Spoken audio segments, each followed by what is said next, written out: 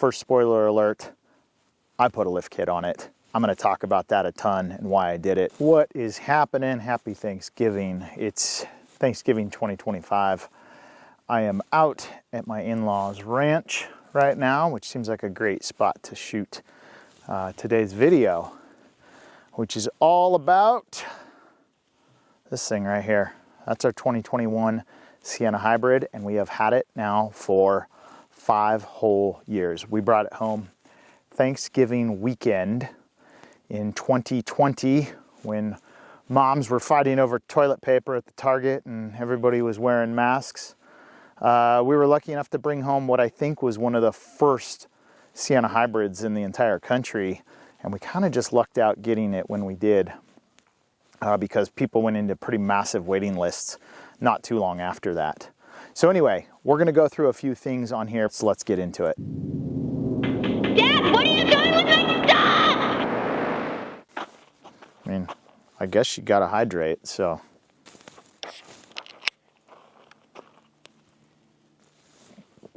You have to stay hydrated while you're working. All right, let's start by talking some maintenance. The general maintenance stuff, oil, filters, obviously you do all that. When it comes to oil and filters, I've settled 100% on Mobil 1, both the oil and the filters. I know my original oil change video I was using Fram, and I have long since switched to Mobil 1, and I'm not planning on deviating from that. Engine filters, cabin filters, and then vacuum out or air blow out the little battery filters that are underneath the passenger and driver seat. I did a video on all those. The bigger ones that I've had to do as the van hit 100,000 miles, and we're now at over 113,000 miles on this van already. The biggest ones were transmission, not getting the transmission done, just changing the fluid on it. Victor G Automotive did a fantastic video on how to do this. I'll link that in the description. The other big thing that I did is I had the front shocks replaced, or the struts. I had those replaced a little bit before 100,000 miles. Both of those front struts were leaking pretty badly. The rears seemed totally fine. It was just the fronts. So I bought 2 OEM front struts for the van. And when I had the lift kit installed, I went ahead and had those front struts replaced at the same time. So outside of that, I have not had to do anything major to this van whatsoever. It's just, it runs great. Keep the oil changed about every 5,000 miles. It's doing really, really, really well. We've just had no issues with it whatsoever from a maintenance perspective. Couple things that we've done on the inside. One, we added this little organizer thing up above the infotainment screen. This is a little aftermarket one we got on Amazon. It's great for holding things like sunglasses, lip gloss, whatever. My wife uses it pretty extensively to hold a whole bunch of different sunglasses, mostly.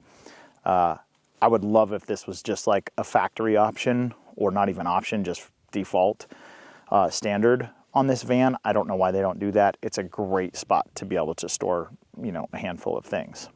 Also, I found this aftermarket trash can. Now, it takes place of the 2 cup holders that sit right behind the center console. I'll be honest, those are probably 2 of the more useless cup holders in this van, only because they're so far away from those middle captain's chairs. I don't know why. And anyway, regardless, I found this one. It has the exact same matching finish on it as the van, so it looks kind of factory, honestly.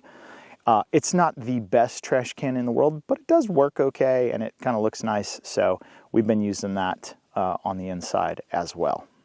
All right, CarPlay, wireless CarPlay. I've been using this AutoCast. I found this little curly cord so I can plug it in and unplug it and go from wireless to wired. This thing's actually been having some intermittent connectivity issues.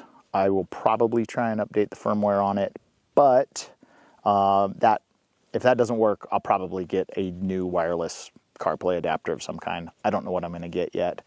The AutoCast mostly works, but it is getting pretty intermittent and could be just a firmware update needed. I'm not really sure. All right, let's talk for a minute about this lift kit.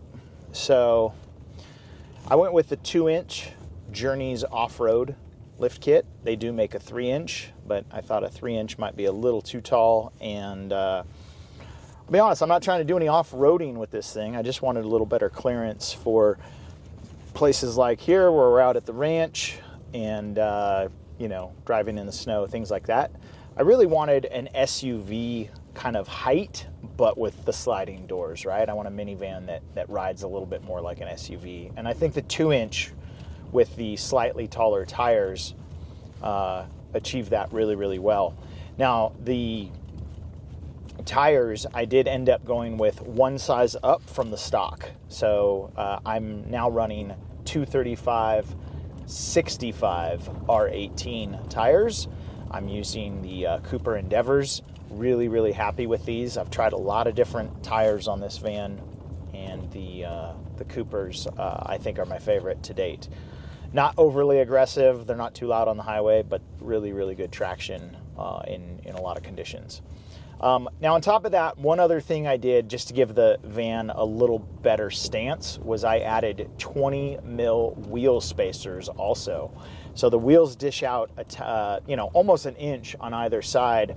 Now that does cause a little bit of wind resistance when you're highway driving, so the gas mileage suffers a little bit, but overall not terrible. But ground clearance wise and stance wise and just handling wise, I couldn't be happier than with having a 2-inch lift on this van. And I do want to take just a minute and talk about the wheels. These have those crappy plastic wheel covers, right? These are the factory wheels. I never really liked the shiny chrome looking plastic wheel covers. So I went ahead and painted these. Now, as far as painting goes, I didn't do anything very elaborate. I just taped everything off and then basically painted these black with some Rust-Oleum, you know, rattle cans. Now, I kind of knew that it wasn't going to last as, you know, maybe, or be as durable maybe as I wanted. And I kind of knew that going in, but I just wanted to see how we liked it with black wheels before I pulled the trigger on some different wheels or figure out a better way to coat these. But the one problem that we're having is you can see in there, there's some chipping, right? They chip pretty easily. You can see there. Now, from a distance, I think they still look pretty good, right? They look black, and I think the black looks really good on this white van. The other thing I wanted to touch on is the wheel spacers. Now, the wheel spacers have dished the wheels out, and what I'm really talking about here is this part right here, right? These used to be tucked inside the fender here pretty good, and now this part of the wheel kind of like sticks out just a touch. Now I think it gives the van a really nice stance. You can kind of see that in the back as well. It gives the van a really nice stance, and it's really stable. The biggest drawback to doing this is you do get some more wind resistance, and it does affect your gas mileage. Particularly highway driving, this tends to have an impact on that. So I think we're hovering on average around 30.5 miles per gallon in this van now, which isn't as good as it used to be, but all in all, it's still pretty good. Okay, one last thing to note when we are talking about wheel spacers. I mentioned with the stock wheels, I went with 20 mil wheel spacers. Now, I think that's about as wide as you can go. And the reason is door clearance, okay? So if we come around to the back here, you're gonna see maybe in there that there is almost no clearance. Like that, the door, the inside of the door almost touches the rubber. Like it's really close.